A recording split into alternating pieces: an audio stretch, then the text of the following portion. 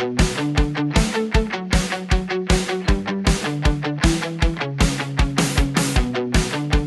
and welcome again to the Scaling Up Business Podcast. I'm your host and Gazelles business coach, Bill Gallagher. We're talking about purpose today, the difference purpose can make in a company. And our guest is fellow coach Ted Sarvata. Ted is all-around purpose guru as well within the community, and it's a subject that's very near and dear to both of us. So I thought we'd connect and just kind of talk through what we do with purpose and where we connect and where we differ on our approaches to leveraging purpose within companies that are scaling up. Welcome to the show, Ted. Thanks, Bill. Always happy to talk about purpose. Yeah, and you're up in Portland. That's right. And you have 2 8-year-olds now. Yeah, they just turned 8 this month. And they had curious birthdays, right? They were born on 8/8/08, and this was the year they turned 8. That's crazy. Yeah. Numeric symmetry, always amusing. Absolutely. Of course, if our calendaring system was different, right? You'd be different. It's completely arbitrary. Yeah. Oh, beautiful. All right. So purpose. So first of all, right, we're going to talk about how do you discover your purpose and what are the issues with getting to purpose? And then we're going to talk about what do you do with purpose in a couple of different areas. So first of all, purpose discovery. How do you engage this with people? Do you do anything different? What does it look like? Well, a lot of times I find that the owner started the business for a reason. And if we simply ask the question, hey, why'd you start this business? Then you get a proxy for purpose, or you get close to purpose. Right. I find that people need permission to really have that be the reason. That they tend to think that, well, that's just my personal dream, or that's just about me, and that's not about the business. But you know what? People bought into their vision to join the company. And so their individual purpose and why people joined initially, that often is the right answer right away. That can be simple for a business that is still run by the founder. Right. Right. And I think that's the case as well, except sometimes they'll express purpose in a very personal way. And what needs to happen is we need to sort of shift the personal motivation to something more universal. Like somebody will say, well, I just started this one for freedom. I'm like, okay, why this one and not that one? You know, Yeah. And then that reveals a little bit, well, because I knew this and I loved that and I love doing this kind of work. And that starts to reveal back something else. And then the other side of it is, if it feels a little bit personal, you just ask, is this something that you wish for everyone? Right. And then or that you think matters on the planet. And then that often elicits something that might be the same thing that is deeply motivating to them, or it gets you in that ballpark. Yeah, absolutely. And for a business that's not run by the founder, sometimes it can be either a little more tricky, or it can just be a more fun group process where the whole team gets to weigh in. I have a client right now where they are owned and run by second generation. It was started by the owner's father. Yes. And that process was really fascinating because the father started the business. Seemingly, he started the business just because there was an opportunity in the world and he needed to feed his own family. And so as we started to dig in and find out what this leadership team really values and what this current owner really values, the son of the founder, they settled on the word family as their purpose, which was really fascinating. And it really fit. And everybody knew it was the right answer when it was said out loud. Yes. Well, I think that it's fantastic when you get there. And I think some of our folks may love purpose, and they may be purpose junkies like you and I are, but there are other people who are like, oh, that's kind of woo. I don't want to go there. I'm afraid. I'm uncomfortable with that whole thing. And I had one of those recently. It was the same kind of thing where we went to a group conversation and we teased it out, and I sent people out on a walking exercise. I'm like, go out in pairs and entertain this question. Yeah. And really, when you're the person listening, really bring deep listening to help the other person say something and see something that they didn't realize they were about to say. And that's a powerful thing to do, sending people out. And then they all came back and they threw stuff up on the wall, and they got to, we keep the world working. Oh, nice. It's really beautiful, right? Yeah. And it just went thunk, right? It like clicked in for everybody. Yeah. including the owner of the business, who wasn't the founder, right, and who had a great deal of anxiety about getting this right. It's like, oh, I don't know, and it's kind of woo, and I don't know if we'll get that, and I never do well with these things. And I'm like, look, you do well. You collectively as a company is always more interesting than each of us as individuals. And this really proved it. It was powerful. It was palpable. You could feel people were excited about that whole thing. Yeah. Yeah. Actually, I'm just reminded of another example of a client that I took this through where they had a hired gun CEO who was brought in to replace the founder by the board. The board of the investors brought in the CEO, and they provide a software product for healthcare providers. And so you could say it's some kind of commodity. It's boring stuff like back end billing, like you have to have it, but it's not sexy. Right. But what was amazing about their discovery process around purpose, they ended up coming up with something like, let's see if I get the words exactly right. It's something like making healthcare work. Super powerful. Yeah, everybody loves that. Yeah, everybody loves it. And I got really inspired by it because imagine your provider. Nonpartisan. It's totally nonpartisan. It's absolutely not political at all. But imagine your doctor or your physical therapist or your whoever doesn't have to worry about billing because they know it's just going to get paid for. And therefore they can spend, 20% more time or 30% more time with each patient because they know they're going to get paid for that time. And they don't need to, cram so many patients in a day. And, you could just think about one thing after another. If billing works, everything else kind of flows. Even though their motivation is not about billing, their motivation is not about getting paid, but it is their business. They want to help people. In order to help the most people, why not have software that actually works to get them paid for the work they do? It just totally makes a ton of sense. Well, absolutely. You can only pay bills with cash. That's right. You can only keep people employed with cash. And that's right. And people may love you, but you miss one payroll and it's a big moment. You miss two and you're out of business. Yeah. So that's a critical thing to be able to execute well. I'm reminded of a company that I took over some years ago, and I was trying to figure out my relationship to it because I had no background in the industry. And then I realized that our products gave our buyer, our customer, confidence. They made them feel special, and they empowered their self-expression. And that became core to the purpose of the company, empowering everyone's unique self-expression. And it's how I related to something that I had no relationship to before then, because helping people find their own unique self-expression, empowering that was something that motivates the heck out of me, even though I didn't know anything about the other. So, yeah. Right. Very cool. Yeah. Beautiful. All right. So then let's say we got purpose, right? Yeah. And we've gone through the process. So, in our work, we'll do something. So we'll ask, we'll often reference the various coaches. We'll reference the work of Simon Sinek and start with why, and both the book and the TED Talk that you can find online. It's about 17 minutes and worth a look as you begin this conversation. But then we really just ask people, what do you do?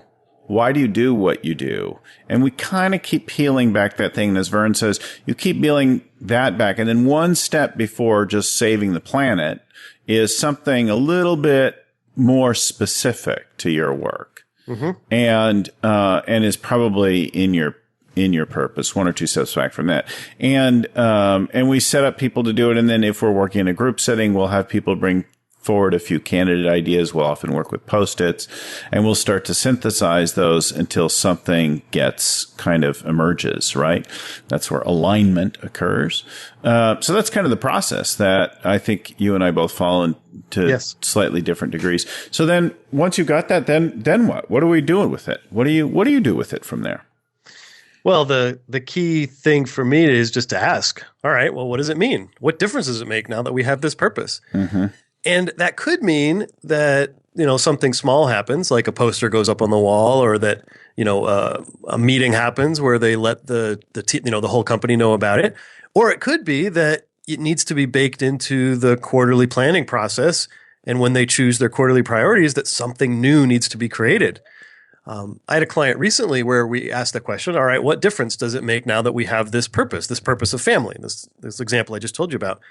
And we ended up using that as we created their new long-term goal, their new big, hairy, audacious goal, BHAG, which many people may be familiar with.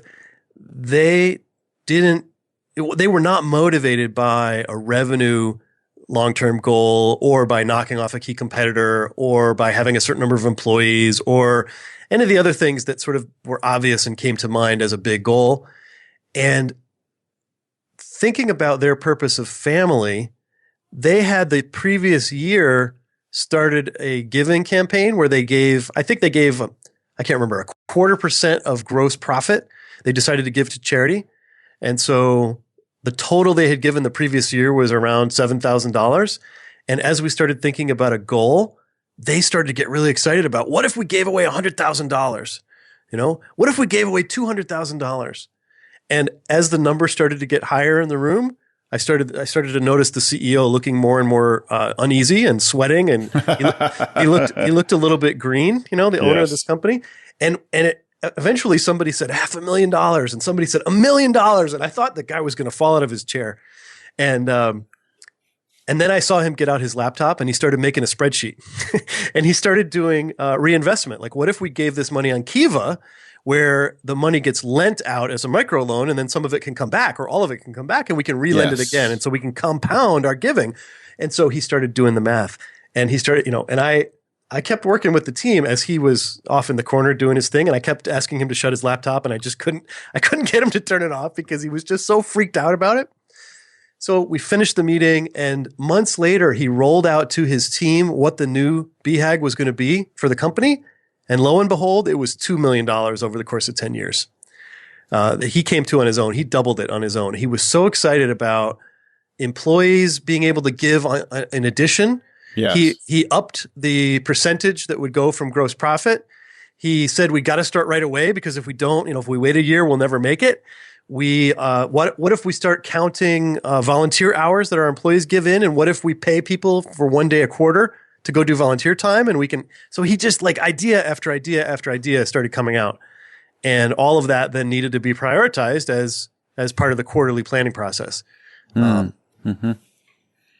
Because when you decide to do one thing, you have to decide, what does that mean we're not going to do? We can't just add a new thing to the top of the heap. What comes off the bottom? Right. And so that was an important part of the process too, is what are we saying no to as a result of doing this work that's going to make a difference in the world? It's interesting. So purpose, right? We often think of being as the core or the heart of the company strategy and marketing and many other things. But then the BHAG, this long-term lofty goal, 10 to 30 years in the future, then becomes a kind of a destination or a mountain to climb, right? Something to conquer, something we're claiming. Yes. And so now we've got from the center out to the furthest reach out for the company. And in some respects, purpose becomes kind of an unanswerable or a task that you'll never complete, right? Yes. So it's a difference we're going to make without a specific goal. But the BHAG has a specific goal and is connected to the two. And then you're working back into 3 to 5 year annual and quarterly goals and connecting the dots between where we are today and where we want to get to in a 10 or 30 year time frame. Yeah, that's right. And in their case, they already had their 3-year goals dialed in, their 3-year targets. So we kind of skipped over that. And when the new BHAG was announced, I don't even think at that point we were in an annual cycle. We were in a quarterly cycle. And so it just made one of the quarterly priorities different. And whereas next time we do the annual, it'll show up there and it'll show up in the 3-year. But it doesn't have to right away. It's not such a linear process like you have to do this and then this and then this and then this. It's every time you add a piece like this, you add purpose, and then all of a sudden your quarterly priorities are going to be different, whether or not you have a new BHAG. Well, when I created our BHAG, I worked with a time frame that seemed to be interesting to me. And then I played with it till it was interesting enough that I was comfortable saying it, right? Yeah. And yet not too far that I felt foolish. So it was a balance of the magnitude of it was balancing those two things, but it certainly was tied to purpose, right? You could say our purpose is helping leaders build a better world. Our BHAG is impacting 5 million leaders by 2045. Yeah. And, I just created something. And the moment I created it, I realized that our current way of operating was insufficient to get there. And yet when I thought about a 30-year time frame, that's the number. That's the thing that seems interesting enough for me to give my life to that. Right. So. Yeah. Fantastic. So that connects back to stuff. And then you can start to see purpose impacting the operation of the team, the monthly meeting, the daily huddle. Do you do anything with it on a daily basis? I haven't had any of my companies do anything on purpose daily. I think that's a really interesting idea. Have you done that with your clients? We use it now, and I have about 4 or 5 clients doing some variation of this. I call it the manifesto. Okay. And the manifesto is usually purpose, values, BHAG, a summary of the annual, and the quarterly theme. Okay. So in roughly that order. So. But it could be changed as fits. And then what many teams will do is read the manifesto at the beginning of the huddle and the beginning of the meeting. And so it's read with intention, but that's like a 30-second thing maybe, right? Yep. And then and that rotates who's reading it. It goes around to different people. And then the reader or the moderator of the meeting will say, "Great, let's hear from a couple of you. What did you notice? What did you hear in that today?" And that just encourages active listening and thinking so that they actually have to think about the relevance of whatever is there. And it leads off with purpose and ends with, or in the middle is the BHAG, and then there's some quarterly theme. But that then has them look for where it's impacting them in the day ahead or what they can see from it in the day behind. And all they have to do is ask like 2 people to talk and just keep randomizing that. Like, let's hear from a couple of people. And then they get in the habit of it. The interesting thing I noticed in one team, actually, when I first used this, years ago, in trying to turn a team around, I had a company in crisis and I was leading it. And what I discovered was that I'm not sure about the time now, but within less than a year, everybody had memorized it. And that team was very powerful. They were extraordinarily aligned. They had memorized it. They had the purpose deep in their bones, and the team accomplished what they needed to accomplish in a couple of years. And it was very, very powerful, and they were engaged in that. And so I think it does a lot to instill values. It has people ingrain deeply and infuse it into the way they operate purpose and the rest of the core pieces of the strategy. And so, Bill, what do you say to those skeptics when you propose, the manifesto and somebody says, "Well, man, that sounds super boring. It's going to be the same every day. And why would I do that?" Right. Well, I say, fine. Fine. Just do it for a while. See what happens. If we decide not to, we'll take it out. I might observe one. In fact, I did recently. One team started it. I went into the leader. I went in and I started off our next quarterly session. I had the person who normally read the manifesto read it out for us. Yeah. And that person just sort of ripped through it. And I was like, oh, interesting. Okay. So, like a chore, like something to be done, without any particular intention. I said, all right, now let me, do it. And then let's have you hear whatever you hear in the process, and you'll hear whatever. So I just read it with intention to communicate. And so then that leader said to me, well, wow, and you read it slower. You read it with enunciation and emphasis. I'm like, yeah, I did, but not any particular emphasis. Not like, oh, I want them to get this point or that point. I just read it, grappling with it myself in the process. Then the people chimed in. They're like, oh, I heard things I didn't hear before, and so on.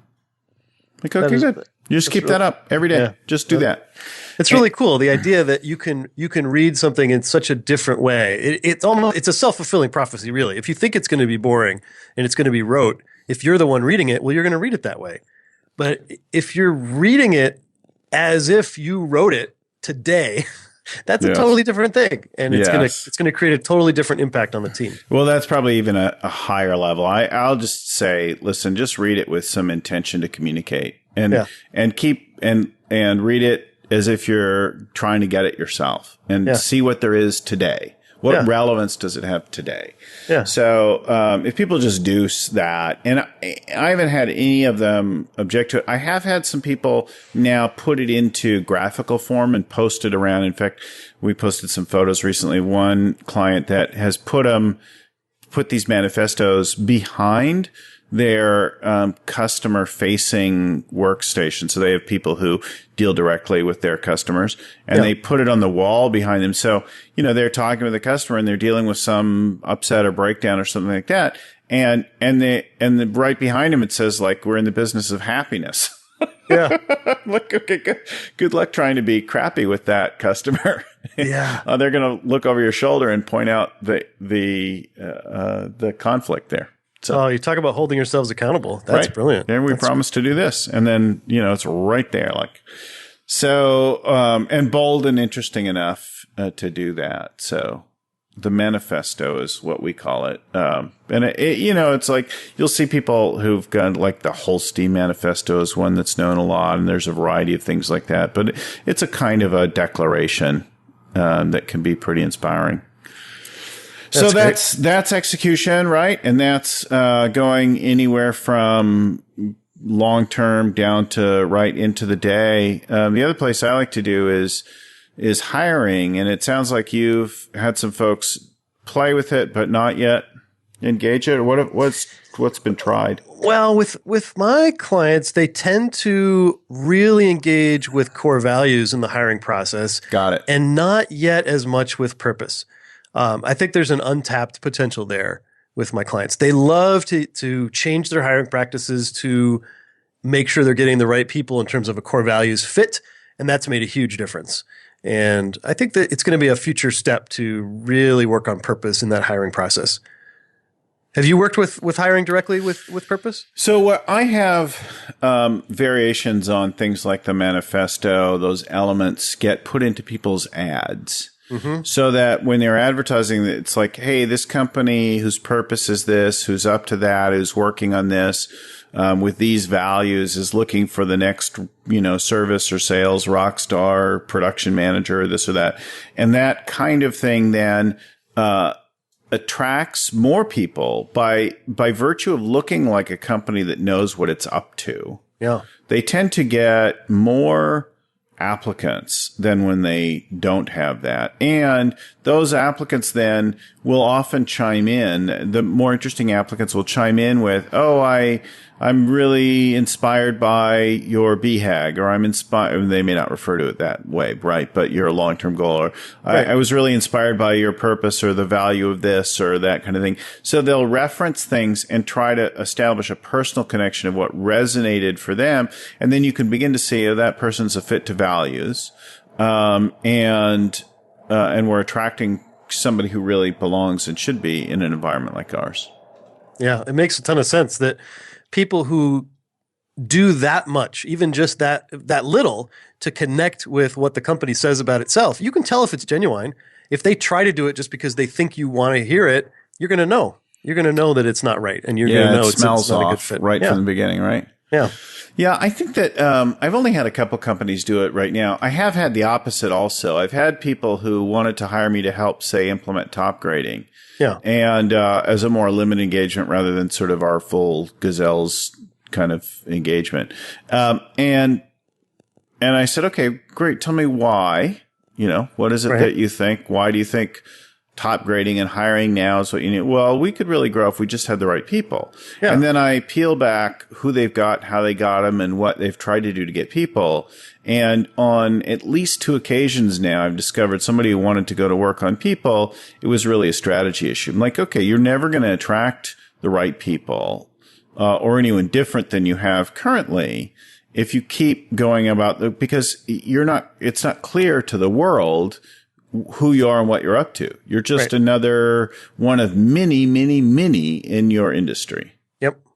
And so the work we have to do actually to get you more people is strategy work. It's funny like that, isn't it? The problem is not always what we think it is. No, it's often in a different place. Well, let's look at why you think that's the problem. Mm-hmm. And that's, of course, where we, as coaches, feel like we've really added some value. Other than that, go read the book and, just go through the motions yourself. You can do it. There's enough of our tools available for free. People could lead themselves through a lot of it. So that's where we feel like we're really adding something. Yep. Yeah. Well, so super helpful. So we've talked about finding purpose, the value of purpose. We've talked about purpose in the long term, purpose in the near term on the execution side and the planning side. And we've talked about purpose as it impacts people, recruiting, retention, all that kind of thing. I guess we didn't really talk about but there's a clear connect when you've done the work, personal purpose work, right? When people begin to know their what we call the OPPP, the one-page personal plan, when they start to think about their purpose, it doesn't ask it so much directly there, but when there's a clear personal purpose for individuals and they can see its resonance with the company's purpose, your retention and your effort, the quality of the work from each person goes up greatly. So, and I have found that you need to get people over the hump of, follow your purpose or whatever is kind of a meme in the world. And people get scared about getting the wrong one. Yeah. And if you can get people over the hump of, you can change it anytime you want. Yes. It doesn't have to be the right one. Yes. It's you are bringing it into the world by saying it. You don't have to find, it's not like out there somewhere. You say it, you get to choose it. Right. And I think that is really powerful because people get so confused that I don't know what my purpose is, and they think they have to go look for it, and they have to go on a 30-day fast, and they have to climb to the top of the mountain, and you don't need any of that stuff. Right. You can just really reflect on what matters to you, and then you say, "This is what my purpose is." And then if next quarter or next week you change it, evolves. Well, that's great. You learn more about yourself, and I find that just doing that work is so powerful. Well, I thought for myself about when I think about my whole life, if my whole life turned out, if I mastered my present challenges, overcame all my breakdowns right now and all the other ones that I'd have along the way, and I lived the kind of life that made me proud, that I would want my kids to think about, that I would want people to say about me, like what would people say that I would feel good about? What would I want people to be left with from my life, right? And what I came up with initially is still pretty valid today, and I've played with expressing it like one way for work and one way of family and things like that. So it has some different expressions, but for me, the purpose of my life is making a difference. Yeah. Right? Yeah. And that's just really it. And that continues. If that's what I did and that's what people said about me, my life is done and my life is successful. So what's your purpose? You know what my purpose is, Bill? Mm. My purpose, my wife and I went through a discovery process when we met, and we ended up choosing a name when we married. She didn't take my name or me take her name. We chose the name Sarvata. And Sarvata is a Sanskrit word. It means wholeness or integrity. Nice. And we chose that for ourselves as our family purpose and as my business purpose now. We chose it because our kids get to be exactly who they are. And it's not up to our expectations to shape them into who we think they should be.